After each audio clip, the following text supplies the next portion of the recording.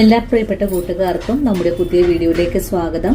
ഇന്നത്തെ നമ്മുടെ വീഡിയോ വളരെ രുചികരമായിട്ട് തന്നെ തയ്യാറാക്കി കഴിക്കാൻ പറ്റിയ തനി നാടൻ മുട്ടക്കറിയാണ്. ഇനിയിപ്പോൾ നമ്മുടെ വീഡിയോസ് ഒക്കെ കണ്ടിട്ട് കാറ്ററിംഗ് യൂണിറ്റ് ഒക്കെ തുടങ്ങിയിട്ടുള്ള ആൾക്കാർക്ക് ഓർഡർ അനുസരിച്ച് തന്നെ തയ്യാറാക്കി കൊടുക്കാൻ പറ്റിയ വളരെ സ്വാദേറിയതും നല്ല കൊഴുപ്പോട് കൂടിയിട്ടുള്ളതുമായ നല്ലൊരു മുട്ട റോസ്റ്റാണ്. നമ്മളിതിലേക്ക് ഒരു പ്രത്യേക മസാല എല്ലാം ചേർത്തിട്ടാണ് തയ്യാറാക്കി എടുക്കുന്നത്. അധികം മല്ലിപ്പൊടി ഒന്നും തന്നെ ചേർക്കാതെ വളരെ സ്വാദിഷ്ടമായിട്ട് തയ്യാറാക്കി എടുക്കാൻ പറ്റിയ ഈ ഒരു നാടൻ കറി എങ്ങനെയാണ് വളരെ എളുപ്പത്തിലും രുചികരമായിട്ടും തയ്യാറാക്കി എടുക്കുന്നതെന്ന് നമുക്ക് വീഡിയോയിൽ കണ്ടു നോക്കാം. അതിനു മുമ്പായിട്ട് വീഡിയോ കാണുമ്പോൾ ഇഷ്ടപ്പെടുവാണെങ്കിൽ നിങ്ങളുടെ വിലയേറിയ ലൈക്കുകൾ തരാൻ മറക്കരുത്. അതുപോലെ വീഡിയോ കുറിച്ചുള്ള അഭിപ്രായങ്ങൾ കമന്റ്സായിട്ട് അറിയിക്കാനും മറക്കരുത്. നിങ്ങൾ ഓരോരുത്തരും തരുന്ന സപ്പോർട്ടാണ് നമ്മുടെ വീഡിയോ മറ്റുള്ള കൂട്ടുകാരിലേക്ക് എത്തപ്പെടുന്നതും. അപ്പോൾ ഉടൻ തന്നെ നമുക്ക് നമ്മുടെ വീഡിയോ കണ്ടു നോക്കാം. ഇനി നമുക്ക് തനിനാടൻ മുട്ടക്കറി തയ്യാറാക്കാം. അതിനായിട്ട് ആദ്യമേ തന്നെ നമുക്ക് 5 താറാവ് മുട്ട ഞാനിവിടെ പുഴുങ്ങിയെടുത്തിട്ടുണ്ട്. പുഴുങ്ങിയെടുത്ത മുട്ടയിൽ നല്ലതുപോലെ മസാല എല്ലാം പിടിച്ചു കിട്ടുന്നതിനായിട്ട് 2-3 വരകളൊക്കെ ഒന്ന് ഇട്ട് കൊടുത്തിട്ടുണ്ട്. അതിനുശേഷം കറി തയ്യാറാക്കാനുള്ള ഒരു ചീനച്ചട്ടി കൂടെ അടുപ്പിലേക്ക് വെച്ചു കൊടുക്കാം. ചട്ടി നന്നായിട്ട് ചൂടായി കഴിഞ്ഞാൽ പിന്നെ നമുക്കിതിലേക്ക് വെളിച്ചെണ്ണ ഒഴിച്ചു കൊടുക്കാം.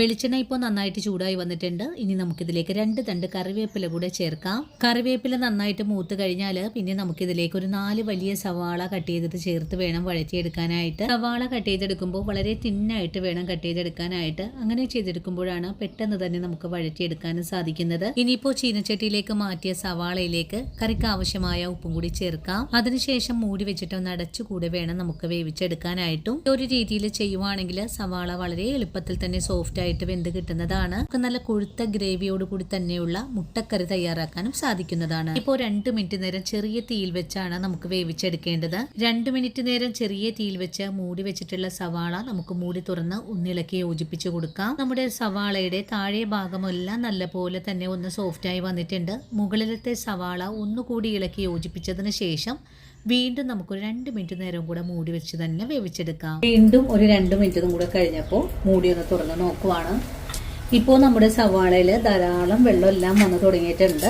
ഇനി നമുക്ക് ഫുൾ ഫ്ലെയിം വെച്ച് കൊടുത്തിട്ട് ഇത് നല്ല പോലെ ഒന്ന് വഴറ്റിയെടുക്കാം.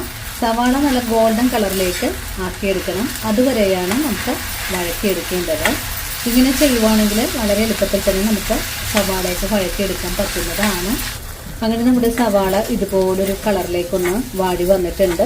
ഇത്രയും പോരാ, ഒന്നുകൂടെ നല്ല മെറൂൺ കളറായി വരണം. അപ്പോഴാണ് നമ്മുടെ കറികൾക്ക് നല്ല രുചിയും അതുപോലെ കാണാനൊക്കെ നല്ലൊരു ഭംഗിയൊക്കെ ഉണ്ടാവുന്നത്. ഒന്നും കൂടെ വഴണ്ട് വരുന്നത് വരെ നമുക്കൊന്നുകൂടെ വെയിറ്റ് ചെയ്യാം. ഈ ഒരു പാകത്തിൽ സവാള വാടി വരുമ്പോഴേക്കും നമുക്കിതിലേക്ക് ഒരു കാര്യം കൂടെ ചേർക്കണം. ഒരു 4 പച്ചമുളകും ഒരു 10 അല്ലി വെളുത്തുള്ളിയും കൂടെ ചതച്ചെടുത്തിട്ടുള്ളതാണ്. ഇതുകൂടെ നമുക്കിതിലേക്ക് ചേർക്കാം. ഞാനിതിലേക്ക് ഇഞ്ചി ഉപയോഗിക്കുന്നില്ല. നിങ്ങൾക്ക് ഇഞ്ചി ചേർക്കാൻ ഇഷ്ടമാണെങ്കിൽ ചേർക്കാവുന്നതാണ് കേട്ടോ. ഇപ്പോൾ വെളുത്തുള്ളിയും പച്ചമുളകും കൂടെ കൂട്ടിച്ചേർത്ത് ഒന്നുകൂടെ വഴറ്റിയെടുക്കാം. സവാളയൊക്കെ വഴറ്റുമ്പോൾ വെളുത്തുള്ളിയും പച്ചമുളകൊക്കെ ഈ ഒരു സമയത്ത് ചേർക്കുന്നതാണ് നല്ലത്. അങ്ങനെ ചെയ്യുമ്പോൾ ഇതിൻ്റെ ഫ്ലേവർ ഒന്നും നഷ്ടപ്പെടാതെ തന്നെ നമുക്ക് കിട്ടുന്നതാണ്. ഇപ്പോൾ ഇതും കൂടി ചേർത്ത് ഒന്നുകൂടെ വഴറ്റിയെടുക്കാം. ഇനിയിപ്പോൾ നമ്മുടെ സവാള ഇതുപോലെ നല്ല മെറൂൺ കളറിലേക്കൊന്ന് മുരിഞ്ഞു വന്നിട്ടുണ്ട്. ഇതേ പരുവത്തിലാണ് നമുക്കിതിലേക്ക് മറ്റുള്ള മസാലകൾ ചേർക്കേണ്ടത്. ആദ്യമേ നമുക്കിതിലേക്ക് മഞ്ഞൾപ്പൊടി ചേർക്കണം. 1/4 ടീസ്പൂൺ അളവിൽ മഞ്ഞൾപ്പൊടി ചേർത്തിട്ടുണ്ട്. മഞ്ഞൾപ്പൊടി ചേർത്തിട്ട് ഒന്നും കൂടെ വഴറ്റിയെടുക്കാം. ഇനിയിപ്പോൾ മുളക് പൊടി ചേർക്കാം. ഞാനിതിലേക്ക് കാശ്മീരി മുളക് പൊടിയാണ് ചേർക്കുന്നത്. ഒരു 1.5 സ്പൂൺ അളവിലാണ് കേട്ടോ ചേർക്കുന്നത്. നമ്മൾ 4 പച്ചമുളക് ഇവിടെ ചേർത്തിട്ടുണ്ട്. അതുകൊണ്ട് 1.5 സ്പൂൺ അളവിൽ മതിയാകും. കാശ്മീരി മുളക് പൊടിയും കൂടി ചേർത്തിട്ട് വീണ്ടും നല്ലപോലെ ഒന്ന് വഴറ്റിയതിന് ശേഷം നമുക്കിതിലേക്ക് ഒരു സ്പെഷ്യൽ മസാല കൂടെ ചേർക്കേണ്ടതാണ്. തനി നാടൻ മസാലകളാണ്. പട്ട, തക്കോലം, ഗ്രാമ്പു, പെരിഞ്ചീരകം, ഏലക്ക. ഇതിന്റെ കൂടെ തന്നെ 1 ടീസ്പൂൺ മല്ലിയും അതുപോലെ തന്നെ ഒരു 10 കാഷ്യൂസ് കൂടെ ചേർത്തിട്ടാണ് പൊടിച്ചിട്ടുള്ളത്. ഇനി നമുക്ക് ഈ പൊടി ഇതിലേക്ക് ചേർക്കാം. കറുവപ്പട്ട നമുക്കിതിലേക്ക് ഒരു ചെറിയ കഷ്ണം മതിയാകും. അതുപോലെ ഗ്രാമ്പു ഒരു 3 എണ്ണം, ഏലക്ക 5 എണ്ണം, തക്കോലം 2 ചെറിയ പീസ്, പെരിഞ്ചീരകം വേണ്ടത് 1.5 ടീസ്പൂൺ അളവാണ് കേട്ടോ. ഒരു 5 മുട്ടയുടെ അളവാണ് ഞാൻ പറയുന്നത്. ഇനിയിപ്പോൾ മസാലകളും കൂടി ചേർത്ത് നല്ലതുപോലെ ഒന്ന് വഴറ്റിയെടുക്കാം. അതുപോലെ മുഴുവൻ മല്ലിയാണ് ഞാനിതിലേക്ക് ചേർത്തിട്ടുള്ളത്. 1 സ്പൂൺ അളവിൽ മാത്രമേ എടുത്തിട്ടുള്ളൂ. മല്ലിയുടെ അളവ് വളരെ കുറവാണ് കേട്ടോ എടുത്തിട്ടുള്ളത്. ഇപ്പോൾ മസാലകൾ നല്ലതുപോലെ ഒന്ന് ഇളക്കി മുരിയിച്ചെടുക്കാം. ഈ സമയത്ത് എണ്ണയുടെ പോരായ്മയൊക്കെ ഉണ്ടെങ്കിൽ നിങ്ങൾക്ക് ഒഴിച്ചു കൊടുക്കാവുന്നതാണ്. ഞാനിപ്പോൾ അധികം എണ്ണ ഉപയോഗിച്ചിട്ടില്ല. അതുപോലെ തന്നെ നാടൻ മുട്ടക്കറി ആയതുകൊണ്ട് ഞാനിതിലേക്ക് തക്കാളിയും ചേർത്തിട്ടില്ല. ചേർക്കാൻ താല്പര്യമാണെങ്കിൽ ചേർത്ത് കൊടുക്കാവുന്നതാണ്. ഇനി നമുക്കിതിലേക്ക് ചൂടുവെള്ളം ഒഴിച്ചു കൊടുക്കാം. ആദ്യമേ നമുക്ക് കുറച്ച് വെള്ളമാണ് ഒഴിച്ചു കൊടുക്കേണ്ടത്. ഞാനിപ്പോൾ ഒരു 1/2 ഗ്ലാസ് ചൂടുവെള്ളം ഒഴിച്ചു കൊടുത്തിട്ടുണ്ട്. ഇതെല്ലാം കൂട്ടി യോജിപ്പിച്ച് നല്ല പോലെ ഒന്ന് ഇളക്കി കൊടുത്തതിന് ശേഷമായിരിക്കണം ബാക്കിയുള്ളത് കൂടെ നമുക്ക് ചേർത്ത് കൊടുക്കേണ്ടത്. വീണ്ടും നമുക്ക് ഒന്നുകൂടി ഇളക്കി യോജിപ്പിച്ചതിന് ശേഷം 1 മിനിറ്റ് ഒന്ന് അടച്ചു മൂടി തന്നെ വെച്ച് വേവിച്ചെടുക്കാം. അപ്പോഴേക്കും നമ്മുടെ മസാലയുടെ ആ ഒരു പച്ച കുത്തലൊക്കെ ഒന്ന് മാറി കിട്ടുന്നതാണ്. ഇനിയിപ്പോ 1 മിനിറ്റ് നേരം മൂടി വെച്ച മസാല നമുക്കൊന്ന് തുറന്ന് നോക്കാം. ഇപ്പോൾ നമ്മുടെ മസാലയിൽ നിന്നും എണ്ണയെല്ലാം തെളിഞ്ഞ് നല്ല പരുവത്തിലാണ് ആയി കിട്ടിയിട്ടുള്ളത്. ഇതേ പരുവത്തിൽ നമുക്കിതിലേക്ക് ആവശ്യത്തിനുള്ള വെള്ളം ഒഴിച്ചു കൊടുക്കാം. മുട്ട റോസ്റ്റിന്റെ പ്രത്യേകത, തനി നാടൻ മുട്ട റോസ്റ്റ് ആണ്. ഇതിന്റെ പ്രത്യേകത എന്താണെന്ന് വെച്ചാൽ നല്ല കട്ടിയായിട്ടുള്ള ഒരു ഗ്രേവി ആയിരിക്കും. അധികം വെള്ളമൊന്നും ചേർക്കാതെ നല്ല കൊഴുപ്പോടുകൂടി മുട്ടയിൽ മസാല പിടിച്ചിരിക്കുന്ന ഒരു രീതിയിലാണ് ഈ ഒരു കറി കിട്ടുക. ഇതുപോലെ ഒന്ന് വെള്ളം ഒഴിച്ചു കൊടുത്തതിന് ശേഷം വീണ്ടും ഒന്നും കൂടി ഇളക്കി യോജിപ്പിച്ച് കൊടുക്കാം. ഈ ഒരു പരുവത്തിലാണ് നമ്മുടെ മുട്ട റോസ്റ്റ് ഇരിക്കുന്നത്. ഞാനിപ്പോൾ ഒരു 2 ഗ്ലാസ് വെള്ളം ഇതിലേക്ക് ചേർത്തിട്ടുണ്ട്. നല്ല തിക്ക് ഗ്രേവിയിലാണ് ഈ ഒരു മുട്ട റോസ്റ്റ് നമുക്ക് തയ്യാറാക്കാൻ പറ്റുന്നത്. ഇനിയിപ്പോൾ വെട്ടിത്തിളച്ച് വരാനായിട്ട് നമുക്കൊന്ന് വെയിറ്റ് ചെയ്യാം. ഇപ്പൊ മുട്ടക്കറിക്ക് ഒരു പ്രത്യേക ടേസ്റ്റ് കിട്ടാനായിട്ട് ഒരു നുള്ളു പഞ്ചസാര നമുക്കിതിലേക്ക് ചേർക്കണം. ചേർക്കാൻ ഇഷ്ടമില്ലാത്ത ആൾക്കാർക്ക് ആ ഒരു സ്റ്റെപ്പ് അങ്ങ് ഒഴിവാക്കാവുന്നതാണ്. അങ്ങനെ നമ്മുടെ മുട്ട റോസ്റ്റ് ഇവിടെ മസാല റെഡിയായി തിളച്ച് വന്നിട്ടുണ്ട്.